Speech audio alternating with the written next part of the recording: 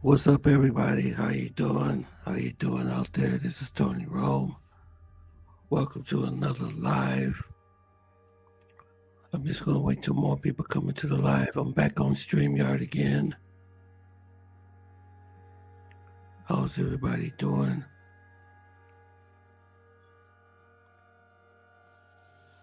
I hope everybody sees this live. I hope everybody's out there.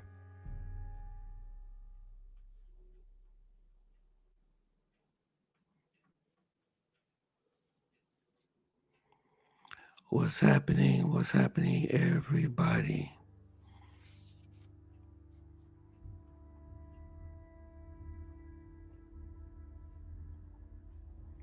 What's up, Joe? What's up? What's up, Marcus? Joe is here. Okay.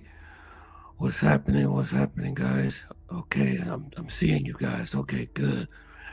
I don't know what happened yesterday. Something went wrong with the live. If this happens again, they'll have to give YouTube a call. I don't know what happened. But what's happened? It's good to see y'all. Got an interesting show tonight. I got 3 people supposed to be on tonight. I got Chris, Mr. Willie, Brown, and Easy. I hope they didn't forget. So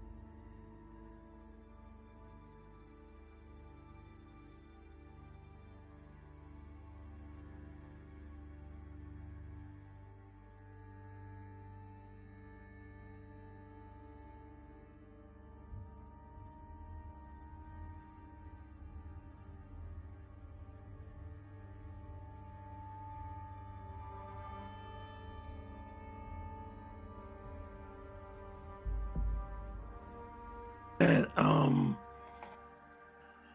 I think there are people who are trying to get on my link, and it throws the internet off. So if you ever see me come off for a minute, or there's not a signal, just stay there. Okay. Hey, what's up? What's up? All right, we got one guest in the house already, so I'm getting ready to bring him on now. Okay, Chris, what's up, brother? What's going on, man? Not Hey, much. doing all right, man. I'm just trying to. I'm just trying to get this live thing going right, man. I'm having um, YouTube problems and StreamYard problems and internet problems. This is one of the things you'll be dealing with on your channel one day. Yeah. So what's up, man? Not much. Just chilling. All right, right, man. It is so good to have you here as a guest, man. It is so good to have you. So what's been happening? And not much. I mean, I took a trip. My last trip was at the end of September for about Okay, 10 days. I went to, like, say, Argentina, and I went to Peru. okay. You went to Argentina and Peru. Okay, well that sounds cool. Okay. How was Argentina? What can you tell It us a was little bit pretty more? good. It was pretty good. I guess I was there for about 3.5 days. It was pretty Hmm. good. Pretty good. It's pretty much kind of like a European city. Uh, it was all in all good. It was, it's a big city. The infrastructure is really good. Okay, They have like a train system. It's like a huge, like, I guess, center city or whatever you want to call it. Just the way it's set up. It's definitely I guess not first world, but okay, first world. I guess well developed. Like I say, you okay. you think you would think you was in a European city. Like I said, if you didn't know you was in South America. Oh, okay, okay. Would you recommend anybody going to Argentina? Yeah. Well, I guess maybe. I mean, I guess it depends on what you're looking for. Because I like I say, it's like I say, European city. It's far. Like I say, it's actually probably closer for you to go to Europe than it is going to Argentina. If that Okay, makes okay. sense. So, All like right. I said, I stayed in Buenos Aires. The one thing I didn't really like about it was, like, a lot of the stores, or at least like a lot of, like, the convenience stores, they didn't Okay. have prices on anything. Like, you had to ask for the price. Even some of the bakeries, I had to ask for the price for everything. And I know, like, I Yes, think it for was the price. yeah, I think my last night there, I ended up getting like a big candy bar and like a soft drink, and it Okay. cost, I think, and I didn't even, I wasn't really thinking, and I went ahead and just bought it or whatever. Then the guy told me it was like I think it cost me like $8 or $9 for just a big, like a big chocolate bar and a soft Okay. drink. That cost me like $8 or $9, man. I was like, oh my gosh, I should have asked. If I should have asked the guy how much it was gonna cost before I even just, I just was thinking it wasn't gonna be nothing like that, but I was just R- like, yeah, I gotta get out. I gotta get out of here. Right, right, right. Wow. See, like that seems like this like a they know you're a gringo, so they just hike the price up, you know what I'm saying? Yeah, maybe so. I mean, I don't think it's that. It might just be because they have like a lot of high inflation they've had, like, in the past, like, couple years or whatever. Yeah, And it yeah. could just be that. It could just be maybe the prices have to change like every week or whatever, I guess. And maybe that's why they don't really have like set prices on anything. You have to ask for every little price for whatever you want to buy. So I'm thinking that's what the reasoning. I hope that's the reasoning. But yeah, it's kind of crazy. Oh, in Argentina, I think the United States just gave them like was it like $60 billion to help prop up their economy, something like that.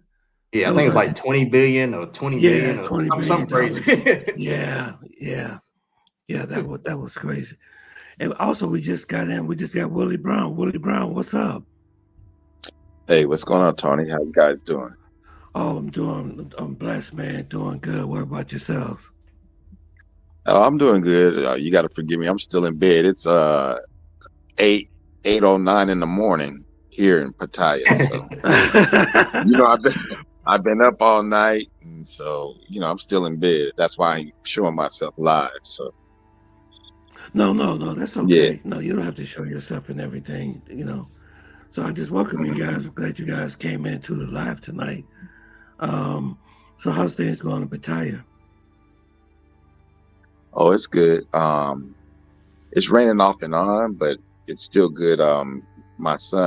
Me and my son and my nephew, we went to Colern Island, and we did some jet skiing because I didn't want to do jet skiing here. The water is like dark, but when we went to the island, it's like clear and see through. So we jet skied out there and had a good time at the island. Then came back, and then me and my son went out, hung out. Then we got massages, and then came on back. So I still got 4 more days to go. So, Okay, okay. So is Pattaya all what they say it is? Is this a place that you would recommend traveling? Yeah, I highly recommend it. It's my first time in Thailand. I went to Bangkok. Bangkok is like, I'm not a big city guy, like New York type guy. I ain't that type of guy. I'm more of a beach town. I grew up in San Diego, so Italia is more my style as far as like a beach town. Well, it's a beach city, shall I say? I Yeah, they live in have a San beach, Diego. I'm right? born and raised. Yeah, I'm done in. I mean, I was born in San Diego, so it fits me more. So Oh, okay, yeah, got you, got you, but got you. it's very nice, and I got to say this, I'm not into Asian women like that, but Okay. over here it's like they treat you so well that even if you're not into them, you fall into them. You know what I'm saying? I can't really explain it. They treat you well. I had a little chick over here, Oh and then wow. I went, and then I went. Hey, I went. We got up and whatever, and then and I came back. My bed's made up. She was gathering my clothes. I'll wash your clothes for you and bring them back. I was like, oh no, I'm good. I'm good. Because they try to do things. They want to be your girlfriend. It's weird, man. They want to like be your girlfriend. My nephew, he's all booed up. You know what I mean? It's just like they want to be your girl. It's just I don't know. It's strange the way they treat you. Like it's strange. I'll put it I know this what way. you mean. I'm not used to that. So you've I'm been to not used to Pattaya that. before too, Chris? Yeah, I've been to Thailand 6 times. I actually went to Oh, Oh Pattaya man. at the end of February in 2020 when things were starting to shut down. That's when I Oh, yeah. oh wow. So that's the reason. So do you think that's one of the reasons why so many older guys end up getting scammed or fall in love with those women out there? Because what you were describing? well, I mean, they'll get scammed if they get somebody who's a scammer. You know what I'm saying? Not all Thai women are scammers. Oh, The lady that I was hanging out with, she owns a barber shop, oh wow. and Okay. yeah, she owns a barber shop. I went and got my hair cut there and everything, and she wanted to come over every night, but I told her this is my first time in Thailand. I'll let you Well, she know wanted to because come over every night. Oh wow. Okay. yeah, I'm like, nah, I'm trying to. It's my first time, and I'm trying to just, But I mean, I'll see her, but not you ain't gonna. It ain't gonna be that, you know, boyfriend girlfriend type thing. But I'm just saying, in every country you go to, there's gonna be women who will scam you. So a lot of these guys, I'm looking at them, and they're barely walking, and they look like weak. And if you're weak looking, walking slow and moving, and it's a lot of old guys here. So, and they're Yeah, it's from a all lot of over the old world. guys. Yeah. Yeah, from all over the world. So you gotta, if you're a wolf and you're in a pen with lambs, you're gonna eat every day. Yeah. So Yeah. it's a lot of lambs here, and there's some wolves here, and they feed. It's weak, weak guys here. Like there's older guys who are strong mentally, physically, but then there's older guys who are walking, with a cane, barely moving around, and then Oh wow. you see the young chick guiding them around by the arm, and you see that. So Oh when you wow. see that, Wow. yeah, Wow. no, they're here, yeah, they're here. Yeah. But you know what? They do the same thing in the U.S. Same thing. Don't get it twisted. You'll see it. They get older guys, and they do it too. But it's just that older guys are flocking here because of the price points, Right. and Right. it's an easy way of living. You live. Your money goes a long way. Even though they say that it's gotten more expensive, it just doesn't seem like that when you come from the U.S. Okay. Okay. Yeah. So you But just I, okay. Go I ahead. was looking at condos, and I was looking at, and I mean, just like I said, the price points. They had a condo for sale for 73,000. I seen a new one being built for 113,000. It's crazy. Okay. I seen a studio apartment by the beach that I could rent for $470 something a month. Oh wow. It's Wow. insane. Yeah, it's insane. So these are things that I think here's the thing. If you don't come here with the attitude that, oh, I'm gonna go to the bars every night and hang out and have those girls and go buy these lady drinks and all that. If you don't have that attitude, you can really thrive here. I mean, and just live a good life. You know what I'm saying? Right. There's a lot to do here. I went to Tiger Park.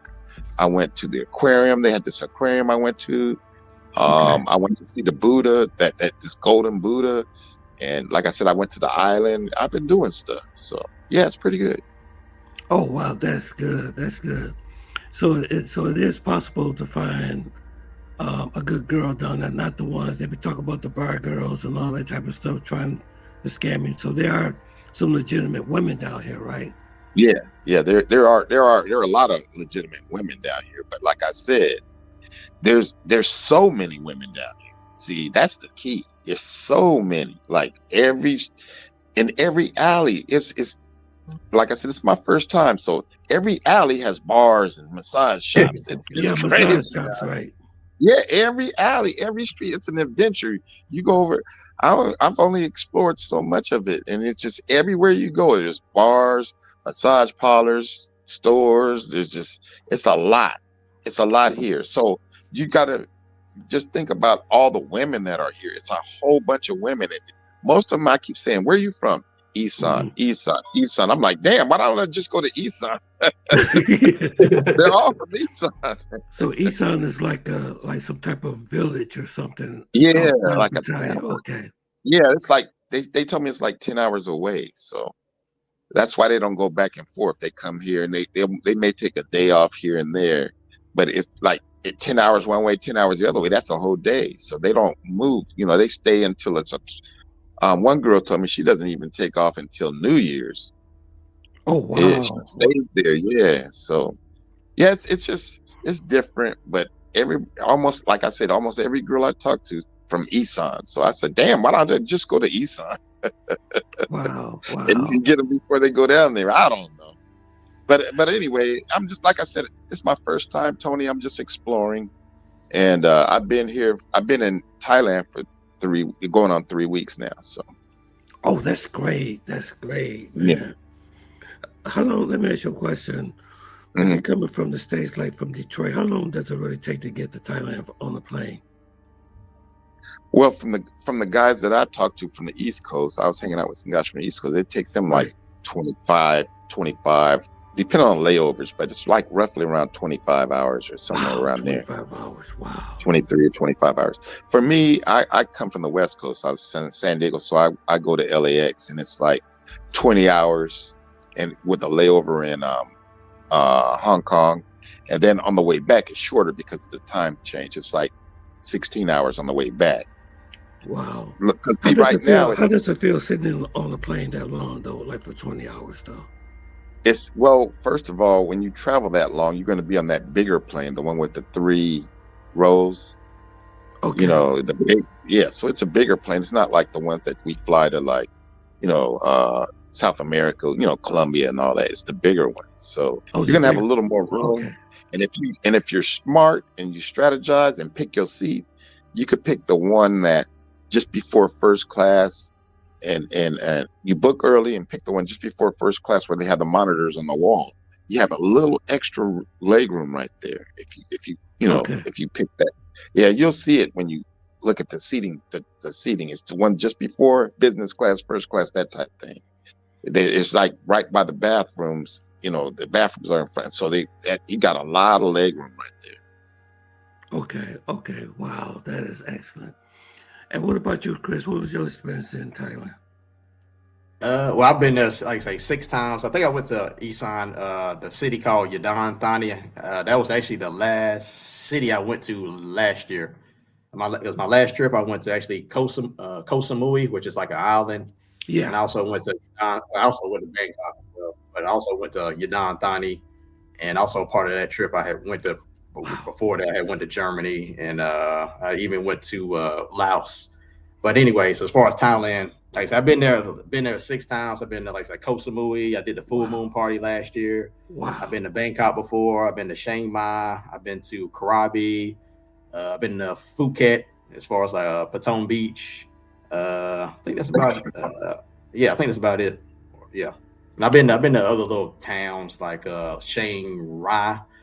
I also been to Pai, which is like this little town up in the mountains near Right. Chiang Mai. Right. So, I've been to some other little spots, and also went to, what's it, Koh Phagan, whatever the island is called, where you do the full moon party, which is near Koh Samui. So, What was the full? yeah, I've been all around Thailand. Long story Oh, short. okay. Well Okay. versed. Well versed. Yeah. Yeah. So let me ask you the big question: if you had to make a choice between South America and Asia, what would be your pick? Probably Willie Brown. I'm gonna go with you Oh, first. okay. Yeah, Okay. and I've been to South America a lot. I've been to Yes, you've Panama. been to Cartagena. Yeah. I've been to Cartagena. I've been to Costa Rica. Um, I prefer the women there by far, but to live, it would be Thailand, hands down, Wow. hands down. Wow. Even though Wow. I love the women of South America, I love them. But to live, it would be Thailand. It's just way more safer. Like I said, the women, they're- they have a whole different attitude. You just, like you said, just like anywhere else, you just got to watch and make sure you're not being taken advantage of. And you can tell, those guys that get, used like that, it's because they're not on their, they would have got used anywhere. They're very in a weakened state. You can't be in a weakened state and mess with these women, especially in Thailand, because you'll never see it coming. Okay. Okay. What do you mean you don't see it coming? Like what? What? Well, How? because um, there's signs that you see, like say in South America, you can kind of tell if she's gonna be into you or not, or you can kind of get a glimpse of, but over there they'll be right up under you, like they'll be like doing all this helpful things and all that before they get to their agenda. They call that the long game. Before they get to their Yeah, the agenda, you long won't. game. Yeah. It's Yeah. I it's a heard of that. slow. It's just like you putting a crab in. They said if you put him in there when it's burning hot, then he knows it's hot. But if you turn it up, it's when you put him in a pot with water and then you turn up a low flame, he doesn't feel it gradually getting hot. That type of deal. Okay. I see what you're saying. So, like you said, they play the long game, and next thing you know it, you'll fall in love just like that. Yeah, that's if you're not, like I said, there's guys in a weakened state. That's what I call it, a weakened. They're weakened state. They're already vulnerable. You know what I'm saying? Right. But if you're going to be vulnerable and get got, I would go to Thailand still because they'll get you quicker in the U.S. and then South America. They're going to get you quicker, so you'll last longer Right. in Thailand, even if you're going to get got. Yeah. But at least you don't have to worry about getting drugged or anything like that either. You know what I'm saying? So it's not even pick your poison. No, you don't have to worry about that. Yeah. That is awesome. That is awesome. I've been saying that I wanted to try Thailand. You know what I'm saying? But I work. My work schedule would not permit it because I was barely able to get the 2 weeks off to go to Colombia. You know what I'm saying? But I really enjoy Oh yeah. Colombia. I really enjoy Medellin. I don't know why, but that place really got me spoiled. I don't know. I just keep going back. I keep going Yeah. back. I keep going back. Especially I met Yeah. someone nice. Thailand will get you, Tony. Thailand will get you. Yeah. He said Thailand probably would get me one thing. It'll get you hooked. It's like a Yeah. It will drug. get you. I'm telling you. So are the Yep. women Yep. are the women are as attractive as the girls in Colombia and Thailand? Would they be like Yeah. equal? Yeah. They have beautiful women. They have beautiful women now. Don't get it twisted. Every Right. culture, Tony, has beautiful women, and they have beautiful women. A lot of people say they don't have butt, but they got plenty of butt. They got some with butt on them and everything. It's just that per capita, you can't beat South America as far as the aesthetics. Yeah, that's what I'm But talking about. That's how they got me yeah, so but spoiled. they overwhelm you with the amount of women here. And see, you got to remember, I'm in low season. When high season come, all the women come back. Oh Am I right? wow, wow. Now And he when and, knows. and when is that? When that happens? December is when it starts, and I think it ends like in April, Mayish, right around there. Okay, so they coming from the villages and coming down there. Okay, Yeah, okay. yeah. So And it's I'm here in low season, and it's a lot of women here now. I can imagine high season. That must be a beast. I would have sensory overload. oh wow, yeah. Yeah, So I have a question to ask you. So you don't see a decrease of tourism down there because I've been hearing from people saying that Thailand's not the same again, and they're going to other places like what's that, like Malaysia and other places besides Thailand. Do you kind of see anything like that? Like it was kind of empty or anything like that? well, the only thing I see is that, and I'm not, I don't want to be racist or that, but then these Indians, they be acting up down here. They be what? They be what? They do. They act up. They act like they own the place. They rude. They have no smoking signs. And you're trying to eat and they smoking. I was on a boat yesterday coming back, and only two of us could sit up front, and an Indian wanted to sit up there with me. And I was like, dude, go. They made him come to the back, and he still asked and wanted to come to the front. I mean, it's just that they feel so entitled, and they look at us as black men. They look at us like we're crazy. They have this weird look that they look at us. I'm like, what the hell? Yeah. And it's overwhelming. Like they're here like all over the place, and they rude as hell. I'm walking down the sidewalk, and they're talking. There's a lady over there, and they're all gathered around her like a bison or something. I don't know. They're all around her, and they're blocking the sidewalk. And I just busted through them. I went boom, and I said, "Move out the damn way! We're blocking the sidewalk." And I looked back to see if anybody wanted some. It was that bad. It's really bad, Tony. It's bad.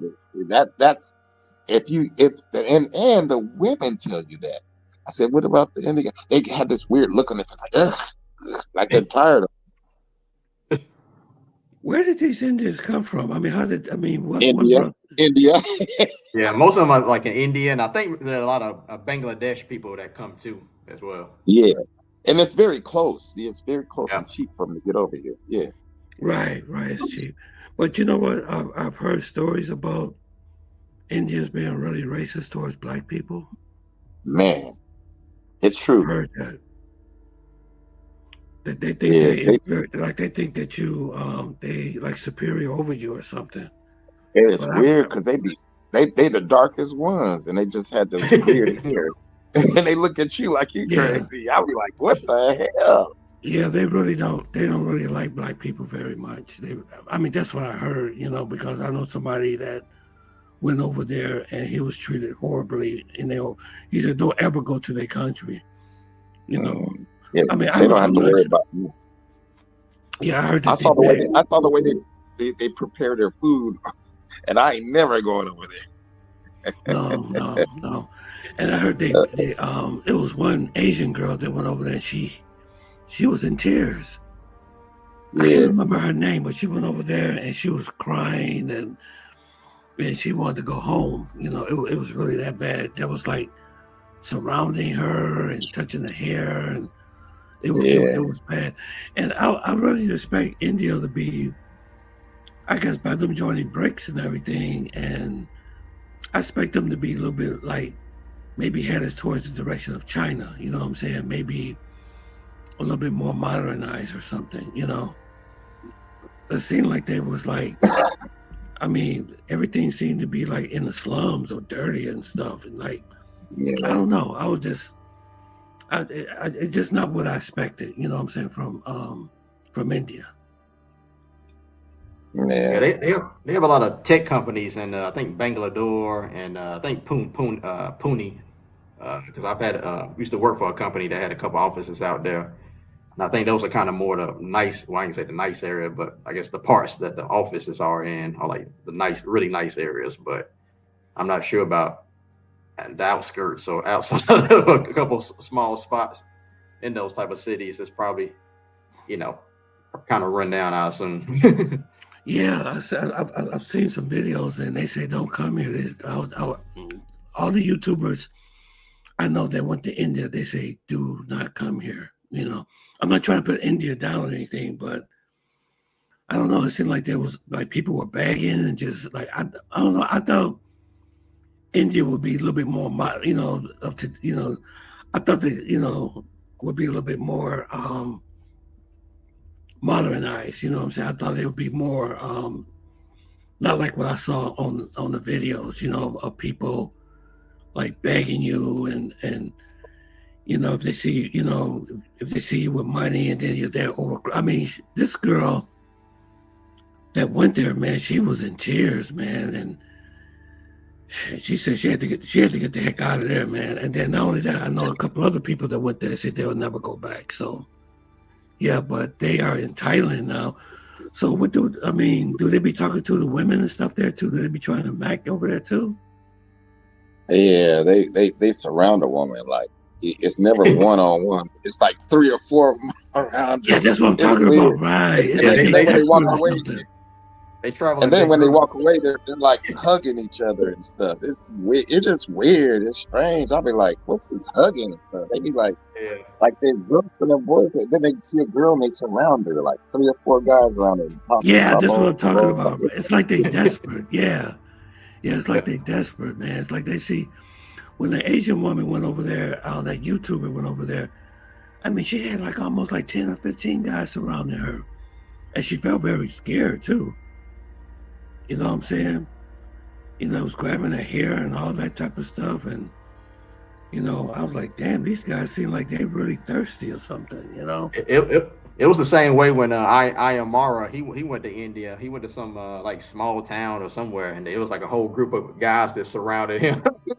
Yeah, yeah. Was wow. asking him. So it's that's just how they are. They I guess super curious, especially somebody that they don't type of people they don't see every day, or see black people like that every day, or see a woman from a foreign country every day and all that kind of stuff. Especially if a woman's by herself and Right, they're gonna be right. surrounding surrounding them like wolves.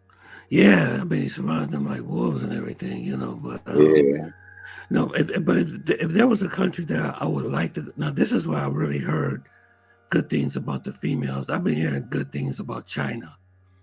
I heard that you're more likely to find a good woman in China than you would find any other Asian country. That's what I heard. What do you think about that, Willie Brown?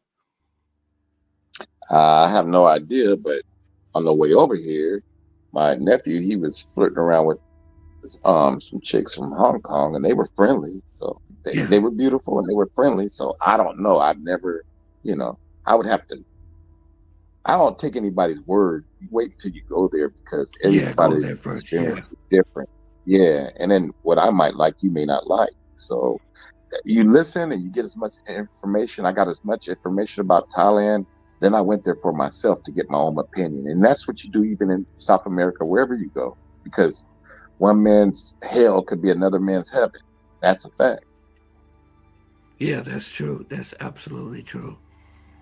Absolutely true. So my thing would be go see it for yourself, gentlemen. But I'm sad to say this, and you guys know this. Most black people don't travel. That's a fact. And a lot of people don't even leave their cities. And that's sad because they miss so much.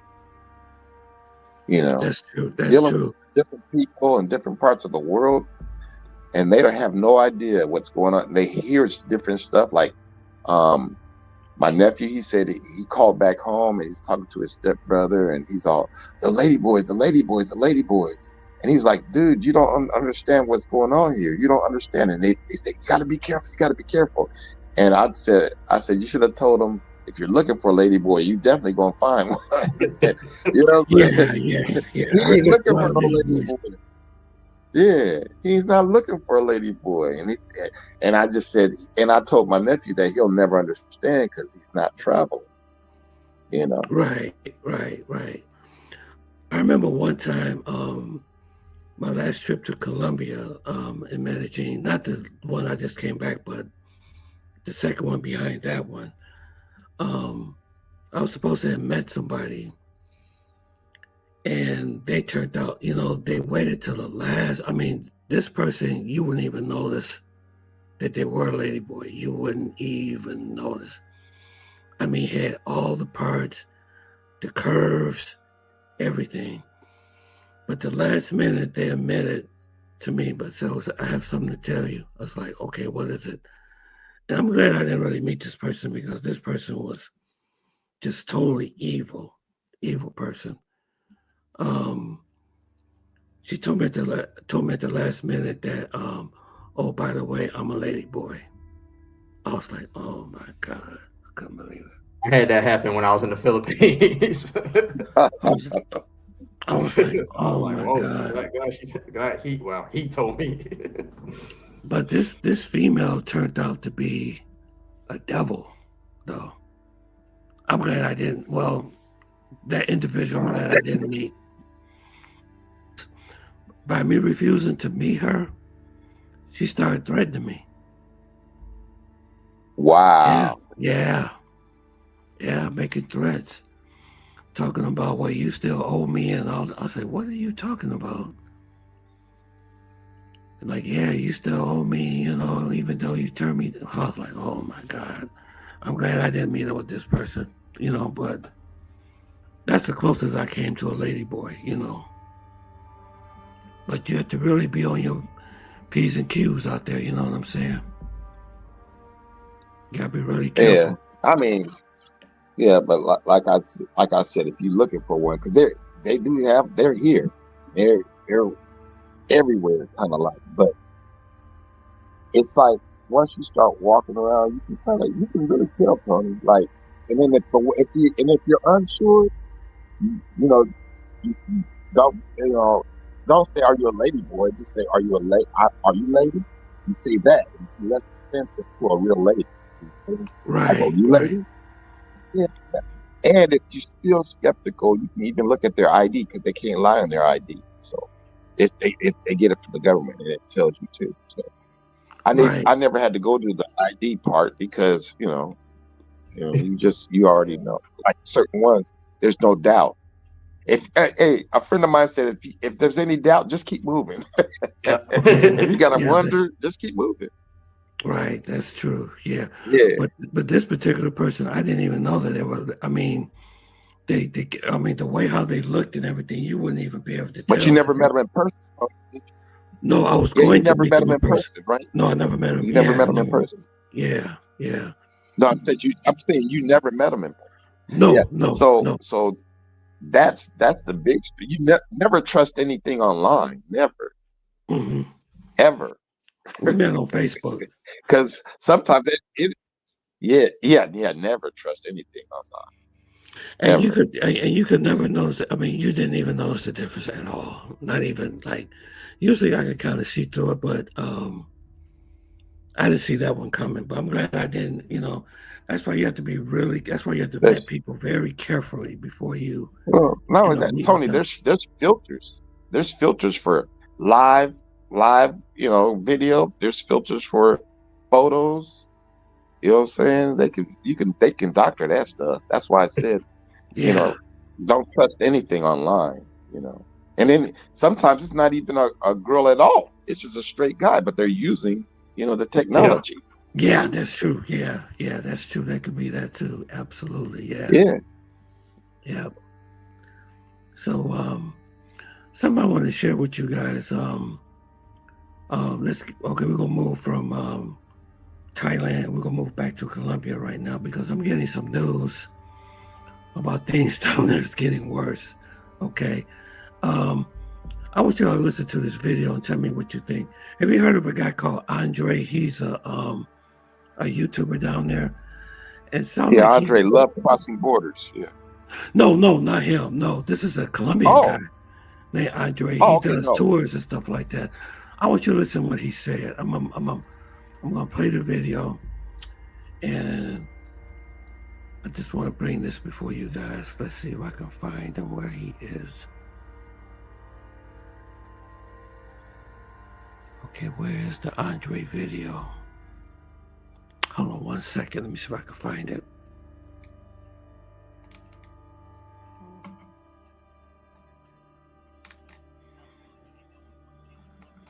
Okay, here we go.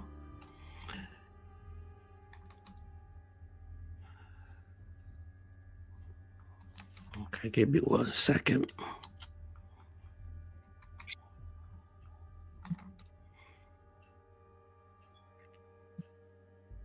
No, that's not it. That's not it. That's not it. No, it's not. Wait a minute. Cancel.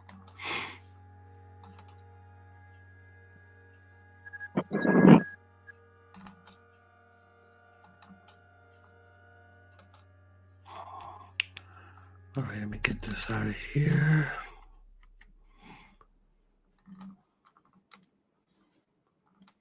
You guys still with me, right? Okay. Yeah. Okay.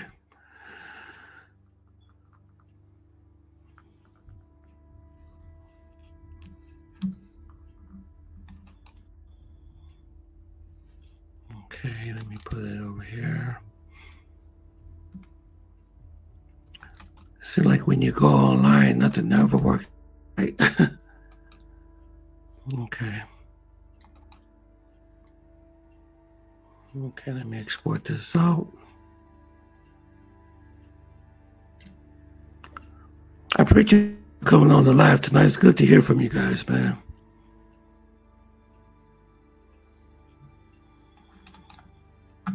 Okay.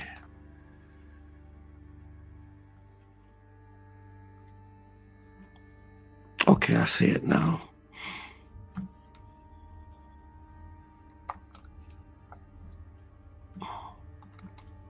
And they always want to change the subject. I have made postings about Okay, here we go.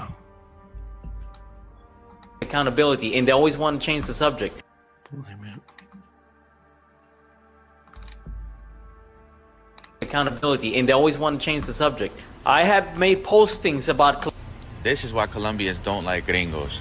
Too many of y'all have this type of attitude. So once again, I want to show everybody the degeneracy and the deviant nature of the passport bro. Because these guys, they do not want to take accountability, and they always want to change the subject. I have made postings about Colombian women that they do not want sex tourists in Colombia.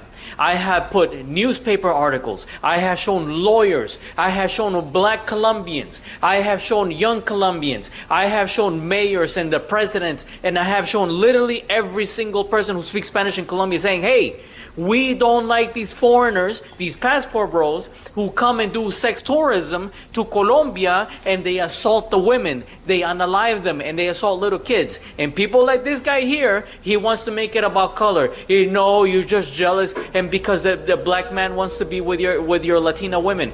To be Latino is not a color. And just so you know, Colombia has the third population of people of African descent on the Western Hemisphere. Why is it when these passport bros, whether it be Chinese, whether it be black, whether it be white, whether it be from everywhere in the world, how come they go to Medellin where the majority are light-skinned people? How come you don't see these Buenaventura? How come you don't see them in the Afro-Colombian festival? How come you don't see in the festival the blacks and the whites? How come you don't see them deep in the jungles out there where you have these communities where people of African descent who have suffered through hundreds of years of mistreatment, of ostracizing, and they had to run away from society to create their own mini societies in order to protect themselves. And all of a sudden, I get to be blamed as a racist. No, what happened is that these people are perverted. These people are evil. They travel the world to mess with little children. They travel the world to go to countries where the woman doesn't have the same economic power as them. Because look, I want you to look at this. You see these postings here? These are Colombian women complaining about passport bros. This is not me. Please stop making it about color. And this is the deviancy and the lying nature of the passport bro. Because when you corner them, they always want to do the same thing. The white guys will say, nah, what the black guys do it. And the white guys will say, nah, what the black guys do it. And you guys are trying to throw each other on the bus. And then when you can't do that, you try to accuse me of racism. I am neither white nor black nor Asian, nothing. I am a Colombian. Stop it, stop it, stop it. Stop hurting women. Stop hurting little kids. And stop using your deviant nature to force women to be in a position where they have to bend to you because they don't have the same economic power. And this wasn't the only guy who made that type of comment. There was a handful of other people who commented the same thing. Yo, This where is the daddies Andrew at? Yo, right you here. the man, Gene, show the girls. Yo, don't you realize that's the type of attitude that makes people criticize American travelers so much?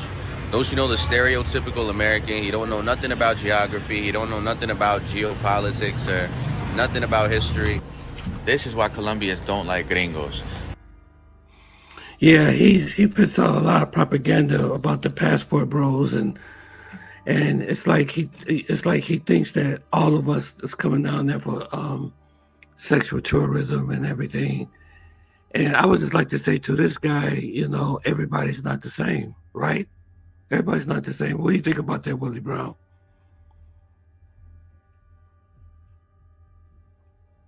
Willie, you still there? Hello, Willie. Man, I lost his connection. Okay, are you still there, Chris? Yeah, I'm still here. Yeah. So, what do you think about what he's talking about? What do you think was Well, causing? I've seen Andre before. So seen his YouTube videos, but Yeah. I think he's just trying to. I don't think he's talking about everybody. I think he's just talking about the people who are, doing that kind of lifestyle, or that's the only reason that they're going to Medellin. So I don't think he's saying that all black guys are just going there for one thing. But obviously, unfortunately, we have a few bad apples that messes up all our reputation up. Yeah, So that's what I'm just kind saying. of Right. what he's talking about, I think, in the scheme of it all. So. Yeah. I don't know, but it seemed like a lot of his videos. I think he needs to talk to somebody, like somebody like Kari HQ or somebody, because it seemed like a lot of his videos, is about passport bros, and we coming down there. That's all we want to do is talk about sex tourism. But you know what? I've been hearing some things too. Are you back, really, Brown? Yeah, Willie, can you hear me? Yeah, I can hear you. Yeah, I lost you for a second. Yeah, I had my mic on mute and it wouldn't let me unmute, so I had to go out and come back in. Oh, okay, gotcha. This guy, his name is Andre. Yeah, and, but I heard everything. Yeah, I heard everything. Yeah, I heard it all. So oh, you heard it all. my Yeah. whole point is this: that one guy that was talking that said, "Oh, this and that," and they had to run. The indigenous black people had to run from guys like that. You can tell in his undertone he was a racist. You got to remember this: racism isn't just for like U.S. and all that. It happened there too. Colorism and everything there, Yeah. and in what's that other place? Oh man, Argentina. Racism is real. They ran all the black people out of Argentina. Pushed, and then, like you said, they ran to the bushes and all, and then they end up just leaving altogether. So, and then another thing too, they keep saying passport bros, passport bros. I'm not a passport bro. Right. I'm a That's traveler. what that's what I'm I'm a talking traveler. about. Right. But they will lump us into passport bros. I never They claimed to be a do. passport Yes, they bro. do. Yeah. And so they can't lump me in there. Right. Here's another key point too. Nobody wants to see any children get abused. Nobody wants to see any women get abused. That's not it. Right. If they want to listen to this, if they want to stop sex tourism, don't make it legal. Right. Make it illegal. Right. You can't say it's legal to do that and expect nobody to not come there. That's gonna happen. All right. And then and then Andre himself, he said Americans. And all the reports, there was reports he news from specifically said England, America. from That's what I'm everywhere else, saying. but he said Americans, and not only Americans, it's us, black. They both of them said, like it's black Americans. Yeah. And that's crazy. If you look at all the people mess with them little kids and all that, most of them is white people. Yeah. That's a fact. Right. But anyway, so they're showing their colors really by putting that out there, because they don't represent me. I don't do that kind of stuff. And I travel and I'm nice to people and I meet people, I make friends everywhere I go. When I leave a place, by the time I come back, I'll be able to call somebody to pick me up from the airport or all that. I do that strategically. You make friends with people everywhere you go. If I go to Costa Rica, I get treated like a VIP. If I go to Colombia, I know people, I get treated like a VIP. If I go to Panama, I only been there one time, and I got 2 guys I can call that will pick me up in a new vehicle at the airport. I only been there one time. So you had no problem with racism in Panama? nah, I didn't have no problem. You're not gonna have. Listen, I've been in racist parts of here in the U.S. and I didn't have any problem. It's just that you can't show weakness. You cannot show weakness. You show weakness, they're gonna take advantage of you. You know, there's places I knew where not to stop. I was in places in Mississippi. I knew, I ain't spending the night here. Keep moving. Oh wow! There's places. Yeah. Even Well, see, today, I'm a even truck today, driver, there's so I've been places like all that. over the U.S. So even today, I'm a there's truck places driver. I've like been that. all over the U.S.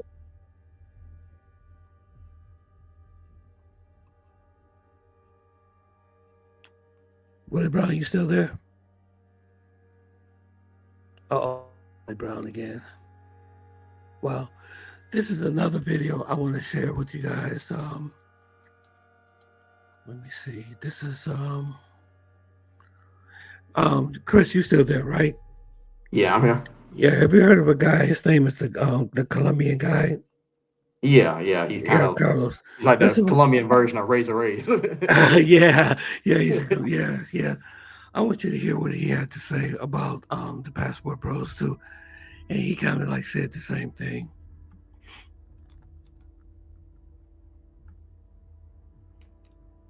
What's good, guys? Welcome to another episode of my YouTube What's that? channel. And today I would like to get my What you say, humble Tony? opinion about what's going on in Colombia, because the government just recently has created basically a new fake law to expel out tourists who come to Colombia, and they think that they are adult service offenders. Basically, if they suspect that you come into Colombia to get adult service, they're gonna expel you out from the country. Let's speak about this. Let's jump in this new video. The mayor of Medellin. So what he's talking about, Chris, is that Willie Brown. He said that they've been expelling people from coming to Colombia because they said that they've been going through their phones and catching them doing, maybe exploiting the women or getting caught into sexual tourism. That's what he's saying. Federico Gutierrez report this Monday that a U.S. citizen with a dirty background alert was denied entry to Colombia thanks to a joint operation between the mayor's office, Colombian immigration, and judicial authorities.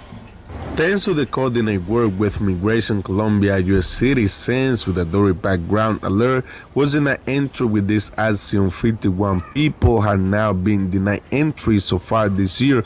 We continue working. What's going on in Colombia? Citizens with a dirty background alert. That's what I'm saying. It seems like they're creating this narrative that everybody's coming down there, taking advantage of minors and things like that. And it's like, what do y'all think about that? Do you think they're trying to like put something on us or something? I mean, I don't know. I think the mayor, he's just trying to, I guess, deter people by, doing certain things and having the people at the airport do all these extra checks and, searches and all this kind of stuff. I don't know what it's going to do at the end. I guess it will, deter some people that might be thinking about trying to come down and do something weird or whatever. And, and it's going to obviously deter other people who just coming to have a vacation. So, at the end of the day, I guess you travel at your own risk if you coming to Medellin these days. So you just gotta, I guess maybe not have nothing suspect in your bags. I guess don't bring any, any kind of sexual, I guess paraphernalia or whatever in your bag, your luggage or anything like that. I guess what you pretty much got to do. So it just seems like this narrative is becoming more and more common. It's like almost like they don't want us down there or something. I don't know. Like, listen what he says. Was in an entry with this action. 51 people have now been denied entry so far this year. We continue working to ensure these Predators don't not set foot in our city. Here we protect our shit during the mayor states. This decision can amount an institutional offensive to curb the entry of foreigners with dirty background records link up to those type of crimes. Networks in the country in the recent months, Medellin has been under scrutiny due to the presence of tourists who are involved in adult service. According to Immigration Colombia, the inadmissibility of these individuals is based on verification of international alerts issued by foreign judicial agencies and the exchange of information with security agencies. Suspect that they were adult service offenders. Basically, what they trying to say, or what they saying, is that these people are suspect that they were coming to Colombia to get adult service. I want to clarify that those people, basically in what I read, they didn't appear in Angel Wash, none of that. They just thought that they were coming to Colombia to get those type of service. That is no secret that a lot of people that come to our country, of America, they coming from America, they coming from Europe, from Canada, and from other countries. They come into Colombia to get those type of service. I've been expressing in a lot of my videos that I knew that this was gonna happen in all video that I put. So you hear what he said? He said he knew that this was going to happen. He said he knew that this was going to happen. Wow. I said that this was going to happen, probably this or next year, that the government was going to take a lot of control over, the adult service in cities like Medellin, because Medellin has gained now this ugly reputation, and they've been known in the world, because a lot of travelers, they've been given that reputation, and because of the numbers that places like IngramSpark at the downtown of Medellin has given to people, so they have gained now the reputation of being open skies, adult service, that you can go, and find all kind of women, for good price. And this is very bad, because like I say, I already told you guys that this was gonna happen. Now I know a lot of you guys gonna be mad with the mayor, with the Colombian people, with the immigration people in the country, but let me tell you. But see, when I heard from Kari HQ, I got a clip on him. He said they're not really bothering people at the immigration. They're not.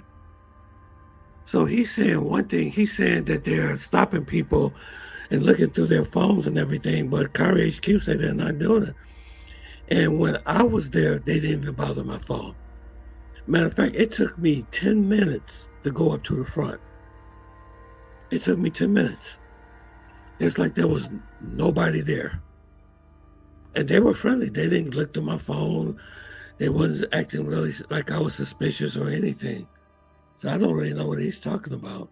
Guys, that there is no one to blame but you guys, some of you guys behind the screen. The reason why I'm saying this is because you guys should know that a lot of brothers, they were in charge of making videos, making a lot of loud, about Medellin, talking, all kind of craps in all these videos, all these groups, Facebook groups, WhatsApp groups, Telegram groups that those people has created to talk just about Medellin, Cartagena, and Colombia as a place, for those kind of service. You know what I mean? And now you guys, a lot of you guys getting mad because a lot of people, they're getting the phone check, which is something I don't agree with. But I think, like these people, now the government, the mayor of Medellin, they are like, at some point, like they barely care, and you guys been building Colombia now, because 10 years ago, we were not at the same, we didn't have the same, amount of tourism that we having now. And Colombia at this point, like they think and they felt that, all the countries, they have all the tourist place, we have, they need to have those kind of service because like that's a part of vacation. Hang out with women, all of that. So that's what he's saying. He said that we all come down there for that one reason, is for sex tourism. And he said the mayor's cracking down and they're checking phones, but that's not what I heard. That's not what I heard from Kyrie, so I don't know. So hey Chris, make sure you put your channel on the comment section so people can subscribe to you, okay? You hear me, Chris? Yeah, I hear you. Okay. Yeah, we got Chris. Chris, I appreciate you for coming on the show tonight, man. I really appreciate you from coming on. Yeah, we got Chris here, man, and man, I just appreciate your support on this channel.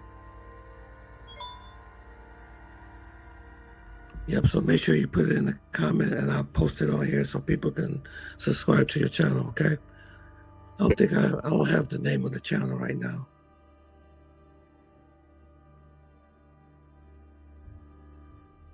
The chat. Yeah.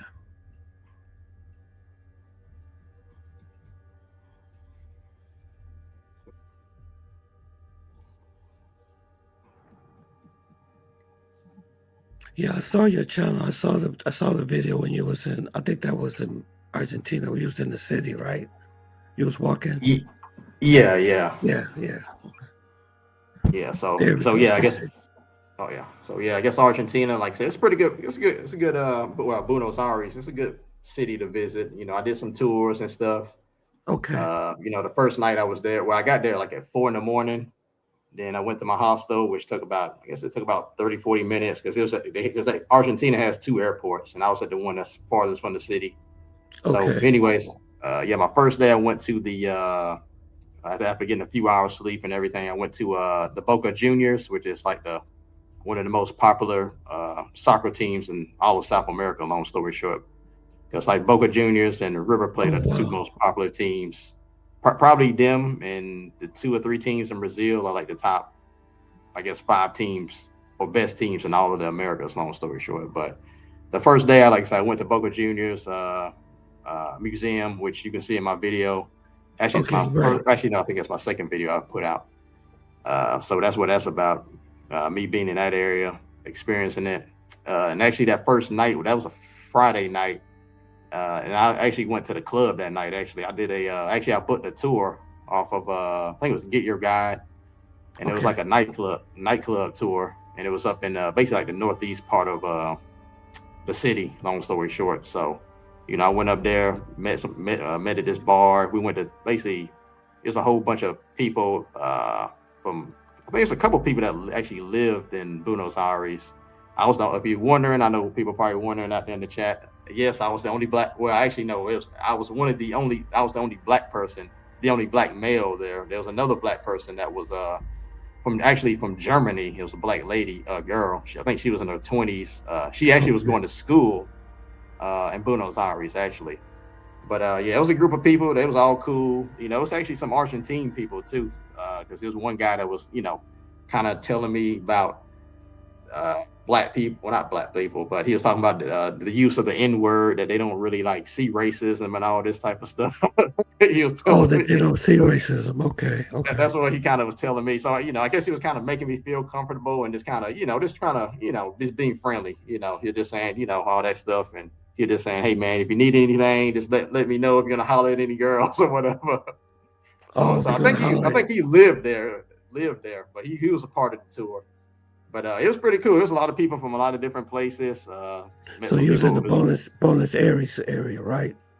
Yeah. It was in the northeast part of town, it was just above where River Plate Stadium at. Just north, maybe a couple miles north of it. So in the far northeast part of the city. And so we went to three different bars. Basically 2 bars. Okay. Basically, we went to 2 different bars. We had a free shot as part of the tour and everything. You got everybody got a free shot at each bar. Okay.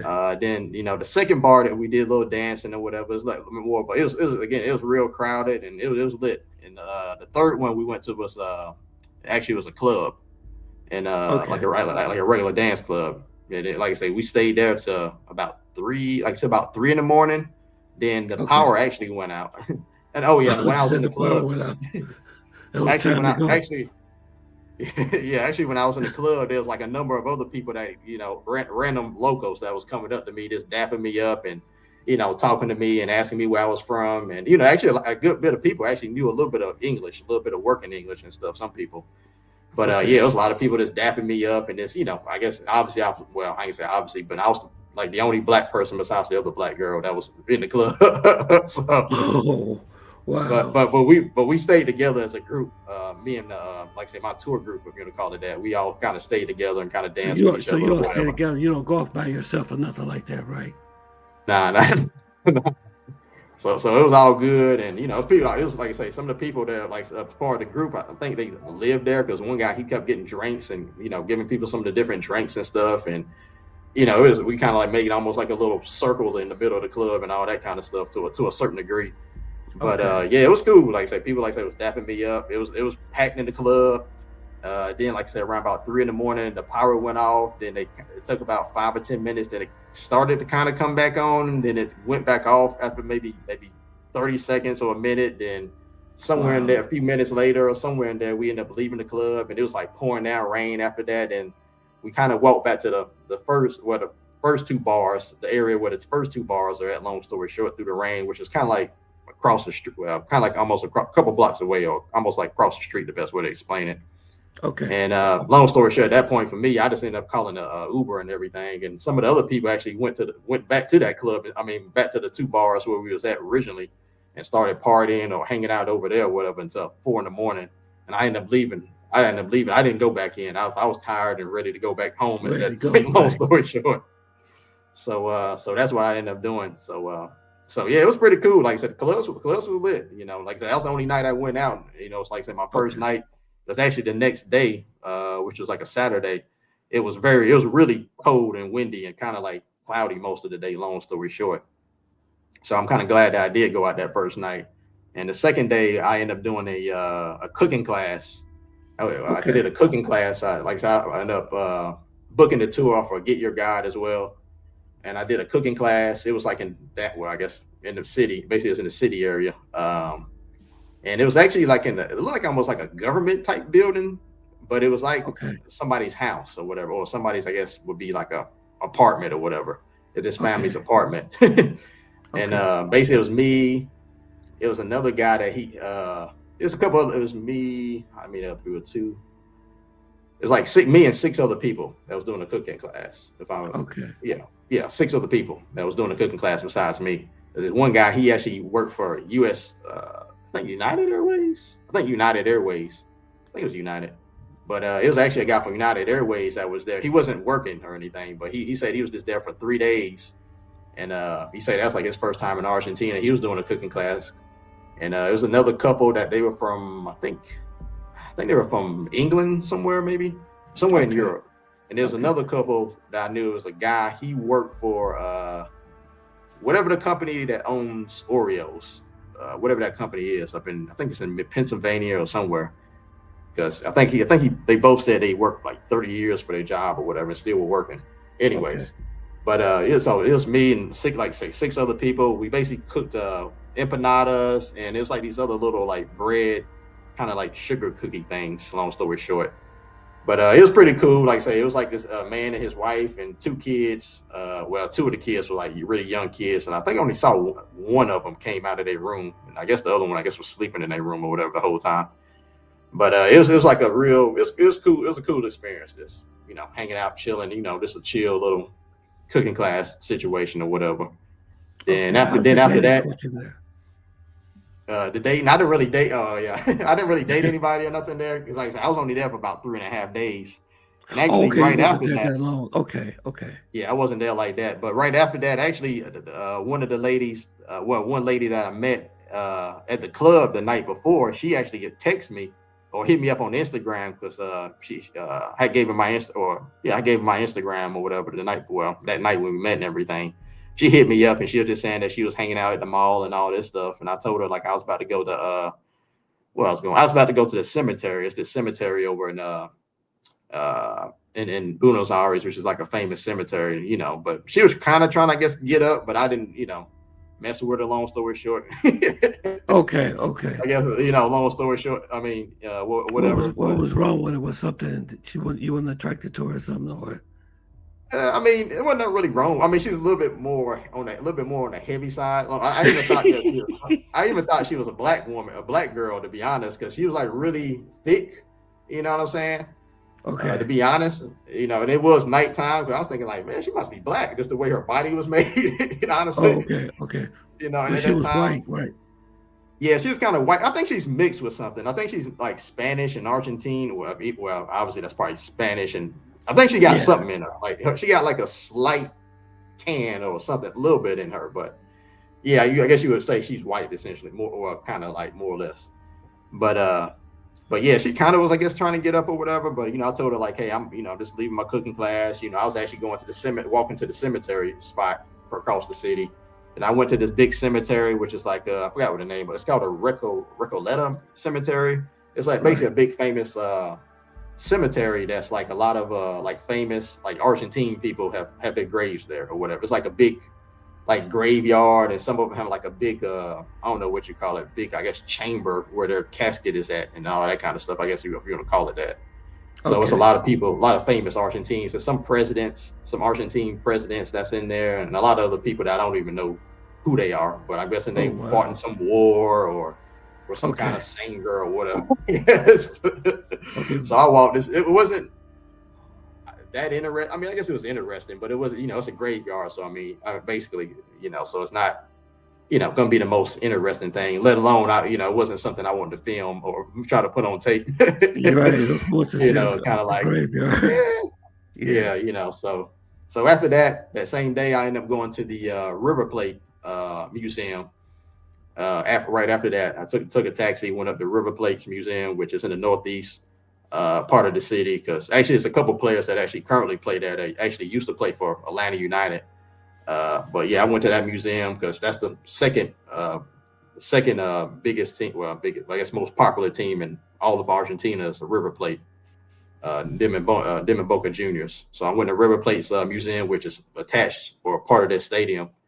And I went to that museum. You know, I did have a video on my channel. Like I said, if you can take a look at it, you know, that museum, pretty much basically a museum. I basically give you a whole museum tour in there, you know, which I kind of didn't even think they would let me do this, as well as in Boca Juniors, allow me to do all that filming that I Okay. did. Okay. But you know, you can pretty much like pretty much what I filmed is pretty much what you see is what you get. So it's interesting and everything. So, you know, I did that. Then what else I do? I think that's the main thing I did. I think the third day I was there, which was like a Sunday, was I ended up just walking around. I did some walking around the city, all that kind of stuff. The main thing I really did that day was that night I went to a tango show. That's my last night in Argentina. So that night Okay. I went to the tango show. It was pretty cool. I was kind of far away because I got like the cheapest ticket I could get or whatever. So I went to Okay. the tango show. I was like real far back, and right before the show, you can actually take pictures. Well, not take pictures. You can take pictures with a couple of the tango dancers. And what they Okay. do is, you know, you can take a couple. They take a couple pictures with you. They're a photographer. Then, Hmm. like maybe like right during the show or right when the show starts, they'll try to sell you the pictures. I think they was gonna sell me like those two pictures they took with me and the tango dancers for like I think $20 or $25. Long story short, so I was like, nah, I'm good. Wow, $25. That's quite a Yeah, but bit. like two pictures basically. But the show was pretty good. You know, the show was good. Like I said, it's my first tango show. You know, something to do and something, you know, that's I guess a must see or must do thing if you're ever in Argentina. So there's So a I did bunch of that. couples doing the tango together, right? Like dancing, right? Yeah, like on the stage and all that kind of stuff. Oh, Yeah. okay. Yeah, yeah, yeah. Yeah, so that's Wow. pretty cool. So that's pretty cool. And yeah, so those are all the main tours and things that I did there. You know, everything else was me walking around, basically walking around the city, just, you know, looking around, all that kind of stuff. The food, I tried a couple of the steaks. You know, the first steak I had, you know, was like, I think it cost about 45 bucks, about $45. It Wow. was like really the biggest steak I think you can really get. and they had like this potatoes and some other stuff in it. It was a whole big plate. I only was able to eat like half of it because I can't really eat all that steak like Yeah, that. that's too much. It's a Yeah. lot for me to chew. You know what? I heard that in a lot of like European countries, foreign countries, I heard they steaks are a lot more bigger than what we have. I mean, I've heard stories like some of these places have like huge steaks, man. Yeah. Like the Flintstones type of steak. You know what I'm saying? Like prehistoric. I don't know if you ever watched the Flintstones when Yeah. they went to the drive-in and they put that big that rack of A ribs big on slab the of car, and the whole car just tips. yeah. Oh man. Okay, so that was Argentina. You said you went to Peru too, right? Yeah, I finished up Argentina, but yeah, I did the first day I went to Argentina. I did the $45 steak, which is I guess the T-bone or tomahawk or whatever you want to call it. And Okay. like I had steak twice. It was the first day I had the steak, and then the second time was right before the tango show, and I got the smaller steak, which is just as good. It costs maybe about $20, and it's really just as good as the $45 one, except it's a lot smaller. It's probably I guess half the size of the $45 steak. So you can get a cheaper steak. You don't have to spend 40-some bucks to, eat steak or whatever out there. Okay. But the food was pretty good too. Yeah, the food was pretty good overall. Okay. Yeah, it was pretty good. Then Peru. Like I said, I went back to Lima. Like I said, I actually had my friend that I had met back in 2016. She actually picked me up from the airport. Oh, okay. Okay. Yeah, she picked me up. She actually is like a taxi driver now, which is kind of weird because she used to work in a hospital, but I think she said she has to get her license or some other weird thing she has to do or something to, I guess, go back to the hospital. I don't know. It's weird. But anyway, she picked me up and took me to my room, my Airbnb actually in this area of Lima called Barranco, which is basically like a tourist area. It's basically, I guess, it would be kind of like the equivalent of, or the closest sort of comparison would be like Lorales to Poblado. So, Okay. that makes sense. Okay. Real nice looking place and everything, nice apartments and stuff like that. Yeah, it was nice Yeah. and safe and everything. Okay. So yeah, she Okay, took me safe. there. Okay. So, that was my second time actually it was my second time in Lima and my third time in Peru actually. Oh In wow. total. So my second time in Lima. So I didn't do a lot really, but mostly kind of walk around the city. I went to one little pyramid. Well, if you want to call it a pyramid, it's like a little mini pyramid. I actually have a video on my channel. It's nothing Right, special, right. honestly. It only costs like $2 to get into and get in it. To be honest, so it wasn't nothing special to be honest. What else I do? I kind of mostly just walked around. I did a lot of eating. The food is really good. You can get like a huge plate of food for like $5, man. You can get like a big soup, a huge bowl of soup. Then after Right. that, they have a huge plate of food, like all for $5. You go to if you just go to like a regular, I guess, local type restaurant. So Right. the food is really good. Oh, good. The Very food is good. really good there.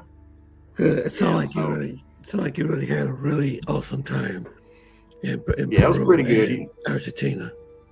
Yeah, so yeah, Peru was pretty good. Like I said, I didn't do a whole lot overall. Most of it was kind of just me walking around and doing a bunch of eating and that kind of stuff. And I did do the wine tour.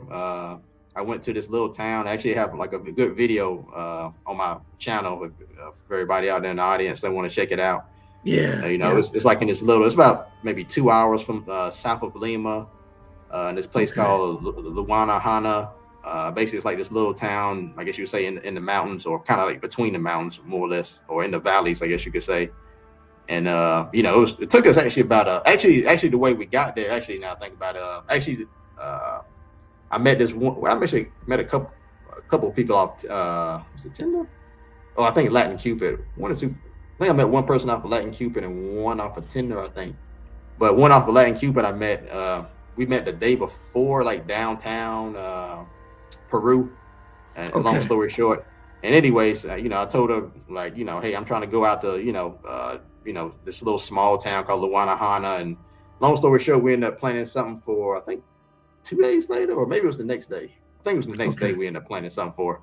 So anyways, we met again at downtown and everything. And then we found out we couldn't take a bus from downtown. We had to go to this other place, long story short, that's like the southern part of Lima, off this like interstate somewhere. Long story short, we had to take a taxi to get on the bus, then go to this little town that's close to Luanahana. Then we had to take another little, like, kind of like not a taxi, but like I guess you could say, you might as well call it a taxi from there to Luanahana, which is probably about a 20-minute drive or so.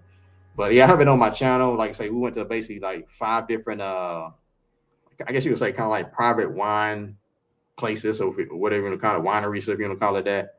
And it was pretty cool. Like I said, there's other things you can do in Luanahana. They have like more like adventure sports. So if you want to do like some whitewater rafting, I think you can do like some kind of canyoning or rappelling or something like that, from like caving or whatever you call it. You can do some stuff like that, some extreme sports. I didn't do any of that, honestly. I wasn't really interested in doing that on this type of trip, but they do have like extreme sports like that. I think they do have a place. I think you can do also zip lining.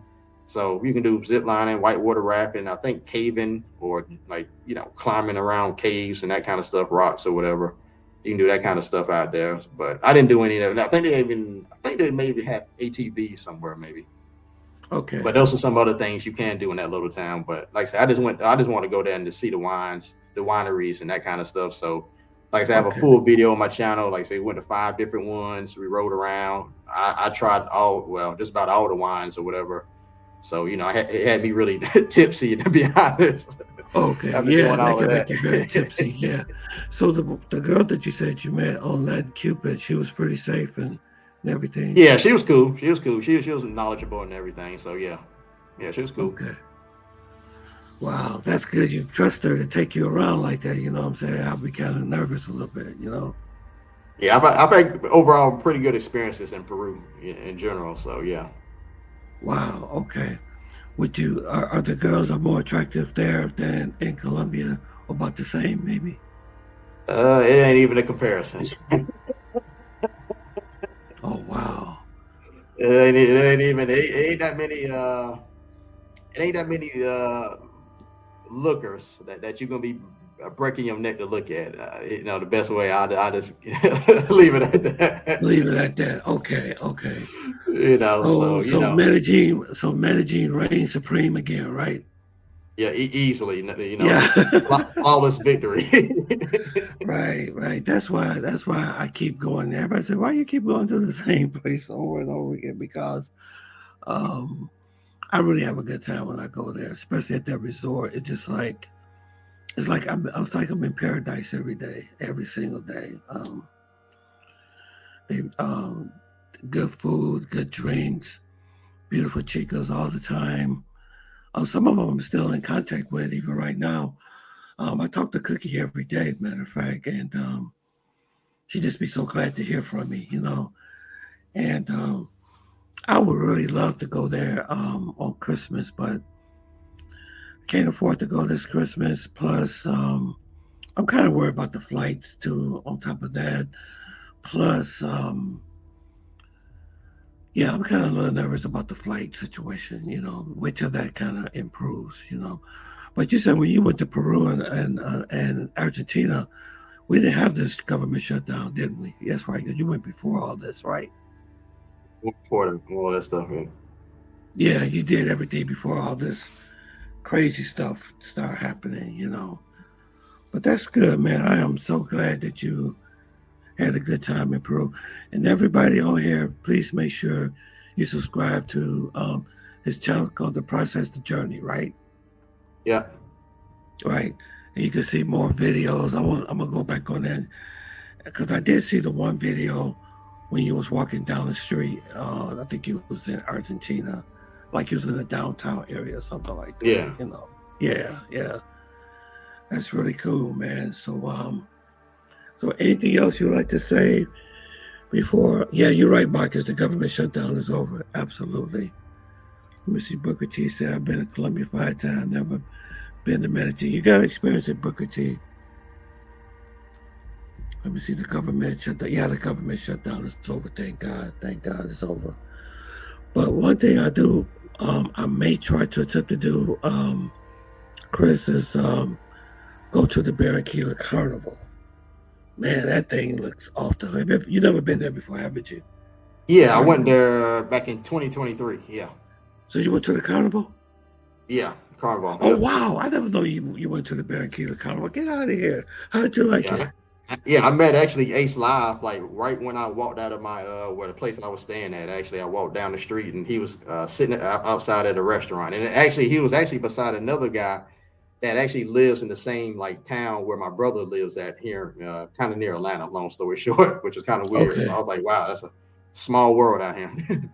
Wow, I didn't. I never knew you went to the Barranquilla Carnival. So how was it? Is it real? Is it like really off the hook? Is it crazy? Would you Yeah, it's pretty recommend it? cool. Yeah, I definitely recommend it. Like I recommend, like say you book in advance. I did. I booked in advance like a Oh, we couple have to do it months, in advance. Okay. and the thing is, I still got my reservation got canceled. They canceled my reservation, They so I had to.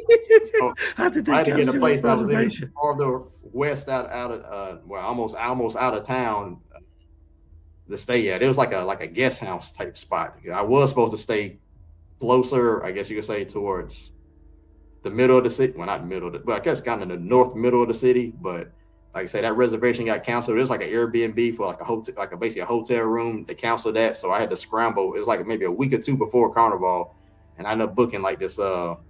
Basically, it was like a kind of like a hostel almost, but it was like a guest house. So I had my own little room, but it wasn't nothing special. And it was like I think it was like maybe 60 or 70 bucks a night. But like if I would have tried to get anything like equivalent to the hotel that I was supposed to be staying at, it was gonna cost like I think 250 bucks a night or more. Oh So wow! that's why I stayed at it. Basically, you might as well call it a hostel. So at the carnivals, they make doing the Barranquilla Carnival, they go up on the price of the hotels. That's what you're saying, right? Yeah, and they probably like say if you probably book now, they probably might if you book now and let's say your hotel room is 40 or 50 bucks a night, they'll probably cancel your stuff and probably they're gonna probably rebook it to somebody who's gonna pay 200 or 300 a night for Oh it. wow! Wow! So Wow! I guess basically all I can say is maybe budget and have some alternative plans or alternative places you might have to go to like me. Oh I didn't want to wow! spend like 300 a night to be in Barranquilla. So I basically stayed at this hostel way in basically the west side of town You're talking about to price keep things. gouging, man. Yeah. You're talking about price gouging. Oh my God! Now, when you were staying at the hostel, did they have air conditioning in there too? Oh, Did my room have AC? I want to say it. Yeah, I think it did. Yeah, it had air conditioning. I think it because did. in I'm Barranquilla, pretty you sure it gotta did. have air conditioning. It Yeah, gets hot down there, man. yeah, definitely had that. I think it had a fan. I think it had a fan. It had a fan. You can't have no fan in Barranquilla. But it didn't have a window. It didn't have a window in my room, but it had like a I think like a floor fan. You know the old floor fans you can get probably like at Home Oh Depot or somewhere. man. Oh man. So when you got out there at the last minute, they cancel your reservation. Wow. Wow. Wow. Oh my God. That is crazy. So the hotels and everything all booked up and everything. You can't get in the hotel. Even if you go far out away from the city, it's still pretty booked up like that too. Everywhere basically. At least I'll probably say, well, you can get a hotel. I mean, if you want to pay 250, 300 a night, but if you're probably trying to stay in the good area, a good part of town, which is the north side, the north, I guess, central side. Well, yeah, you might well say the north central part of Barranquilla or the northwest part of Barranquilla. You're probably not gonna be able to get nothing, you know, probably under 250 a night. Well, under 250 a night in the scheme of it all, unless you book right now, then hope they don't cancel your reservation. Wow. Wow. Wow. How long does the carnival really actually last? I think it's like I want to say it's a whole week or at least 5 days, but I only was out there for 3 days of it, so I think it's like a whole at Okay. least 5 days, 5 to 7 days. I want to say. Wow. Was it like super crowded too? Lots of people, isn't it? Yeah, because actually the year I went, they actually one of the nights, actually they had performing at the stadium. They had the concert. They had Winston E. Yandel. you know, the reggaeton duo or group. They Okay. had them performing at the stadium on the north side. Oh wow. So So they you had could the you could performance. actually hear them like outside the stadium. You can kind of hear the concert going on actually. Wow. So you have people all out in the streets and everything, don't you? Be a lot of people Yeah, out in the yeah, streets. yeah. It was crazy. Actually, I met a girl off of Tinder, and we got up, and she actually took me to like her neighborhood, which is kind of basically on the south. Well, like, I guess the southeast part, kind of basically going towards Soledad or near it. And basically, Right. I hung out with her. I think it was my last night. Was it my last night? It might have been my last night there. But I hung out with her, and she took me to like her neighbor. I guess I think like her neighborhood, and you know, we hung out. I guess at like one of her friend's house or outside the house for a little bit. Then we went to maybe a few blocks down from them. We basically went to this area where they had like basically kind of like a little street party type thing going on, where they had like these big speakers and music playing and kids running around, and we basically just hung out. And we were drinking beers, and I mean, not was it beers or might have been no, I don't think it was a beer. I think it might have been the Guardia, whatever you call that drink, or some kind of drink we was drinking. You know, I paid for like a couple of drinks for us to have and all that. So basically, we just hung out. Long story short, but she always kept asking me. She just kept saying, "Hey, you know, like if you feel you know, if you want to leave, just let me know." She kept telling me that. So I think she Oh kind of always had wow. that in her head, like, "Hey, I might be kind of like." And you So met she this kept girl asking me on. like, "Hey." She kept asking me like, "Hey, if you don't feel comfortable, just let me know, and I can, you know, get a taxi or whatever for you, you know." So, And you but met you her know, on but Tinder, she was you cool. said? You said It you was met her yeah, on I think Tinder? yeah, it was on Tinder. Yeah. And you didn't meet her when you was in the state, but you met her down there on Tinder, right? Nah, well, I met her. What I met her? I met her like in was it? I met her like in down. I actually met her in downtown Barranquilla. As far as Okay, you met physically her in met her. you met her in person. Yeah, in person. Yeah. Okay, wow. Man, man, I tell you, I tell you, you're a brave man. You know what? I'm afraid to go with anybody that I don't know anywhere. You know what I'm saying? I mean, like jump in a car or for them to take me somewhere. You know, I'm very cautious about that. But you seem like you really know what you're doing. Try to. Oh, I'm not perfect though. you speak the language pretty good with them too. A little bit. I'm not fluent enough. I try. I know some words and stuff. You know, but yeah, Wow, I'm not. wow. I'm not no. You know, I'm still learning like most people. So when you was so when you was talking to her when she was taking you to all this place, so how were you communicating with her through the phone app or something like that? Yeah. What's that? What's up? Oh, y'all would just text each other, right? I mean, like communicate that Yeah. way. You didn't use the Google Translate, right? Sometimes if it's certain words I don't know or certain things I want to say to her, but I may not be able to fully say know what words I need to put together to say it or whatever or all of them. So yeah, I use translate. Okay. Are you still in communication with her now? Yeah, yeah. Oh wow. That's nice, man. That is great. Well, I'm not gonna hold you too much longer, man. I just want to say, everybody that's here on this channel, please make sure that you subscribe to the process, the journey to Chris's channel. He's been he's been really supportive on this channel. I really appreciate him for telling his, showing, telling us about his experience in Peru and Argentina, man. I'm so glad that you had an awesome time, and thanks for sharing your experience with Thailand also, because you seem like you're a very experienced traveler. It seems like you really know where to go, you know. Yeah, I've been to So 20. Yeah, I've been to 25 countries. I know Marcus had a question in the chat about what do you do on long flights. What I do on long flights, like going to Thailand and stuff. Usually, I book. Well, if I'm going to like Thailand or Malaysia, usually I book Qatar Airways, which from Atlanta is like a 15-hour flight to get to Qatar or Qatar, however you want to say the country. Then from there, it's about another 8-hour flight to like Thailand or to Malaysia. So that's usually like 23, 24, 25 hours. So it's kind of pretty much a direct shot, I guess, to a certain degree from Atlanta, or the quickest way to get in there. But as far as actually what I do in the plane, how to make the time go by, yeah, what I do is I get on the plane, then usually I start watching a movie. Usually about 45 minutes to about an hour in. Once you get on the plane, that's when they start usually serving you like food or whatever. So then I eat food.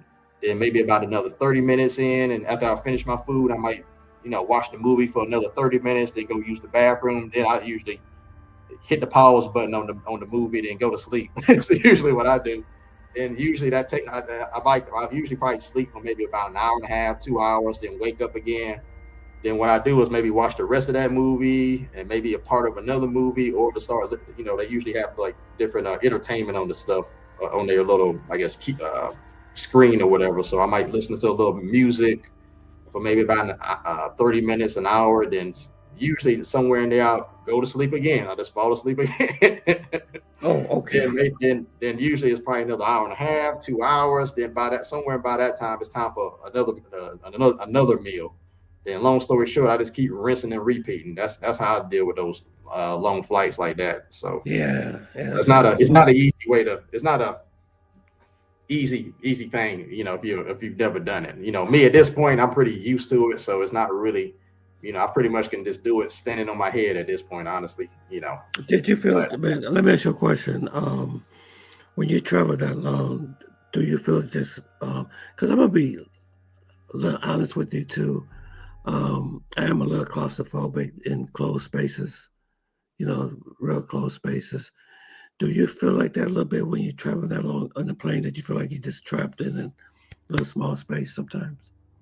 I'm not, but I'm okay. I mean, the best thing what I try to do is try to get like a aisle seat. So if I need to use the bathroom, I don't have to worry about trying to wake nobody up because right beside you or Okay. anything like that. Or what you can do if the plane is maybe not full, maybe try to look around and see if there's like any kind of like empty seats, but like before the plane takes off and that kind of thing, and maybe move over to an area where maybe it's only one person, on the road where it's like 3 seats or something like that. What I try to do, if it's possible, but sometimes you might get a completely, almost a 95 or 99% full flight or whatever. So that may not be possible. But what I try to do, like I said, is try to get an aisle seat. So if you need to use the bathroom, you ain't got to worry about waking everybody up on your row or anything like that. So that's kind of, I guess, my cheat code, if you want to call it a cheat code. Okay. And you say you do have layovers too, so it's like you maybe fly maybe 15 hours and you make a stop or something, then jump off to somewhere else, right? Yeah. Usually. So it's not like you're there like constantly for 25 hours just sitting on a plane, right? Yeah, usually there's probably like a 3, 4, 5 hour layover, depending on where you're going to or whatnot. But usually that's how it works out. If I'm taking, let's say, Qatar Airways going towards Southeast Asia, that's usually how it Okay. works out.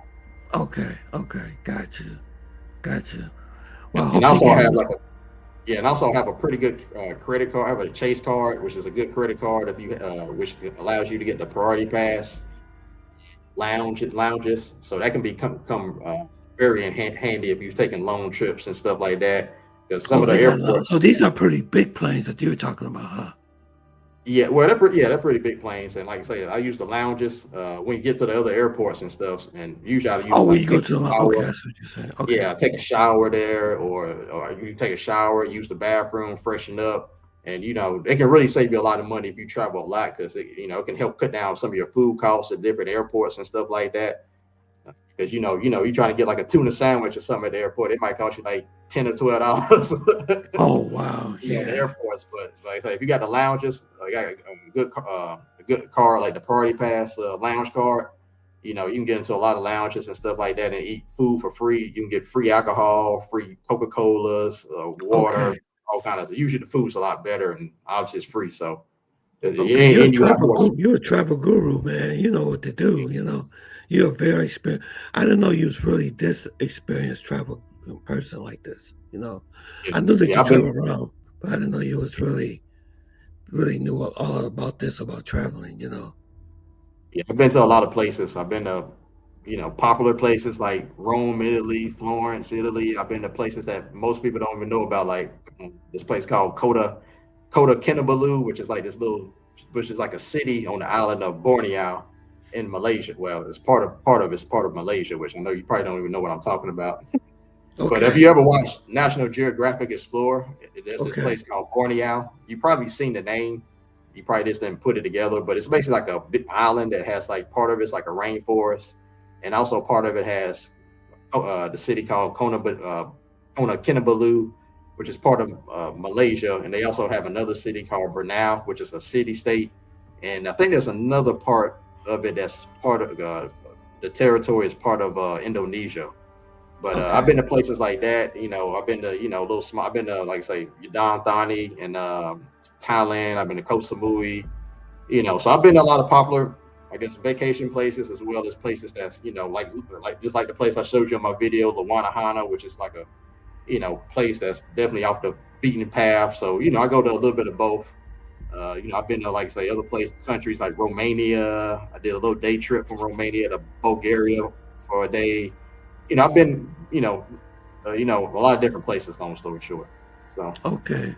That's good, man. Well, like again, I really appreciate you for coming on the channel, and make sure you guys subscribe to Process the Journey.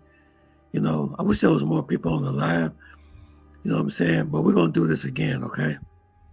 And we're that'll gonna work. we're gonna promote your channel even more, okay? I promise on my next live we're gonna promote it again, okay? Yeah, that definitely work. Thank you.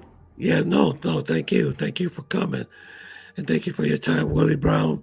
Thank you for your time too, and no doubt, me and you're gonna be communicating on Instagram like we usually do. All right, that'll work. Okay, all right. I'm not All gonna right. hold too much of your time. All right, give a shout out to Mr. Chris, called the Process the Journey. He knows a whole lot about traveling. I don't know what happened to Easy. He's supposed to be on the live too. He must have forgot. So maybe we could do him later. So, all right, sir. Thank you for coming, and everybody have a blessed night. Okay. All right. Thank you, Chris. All right. Peace, brother. Thank you.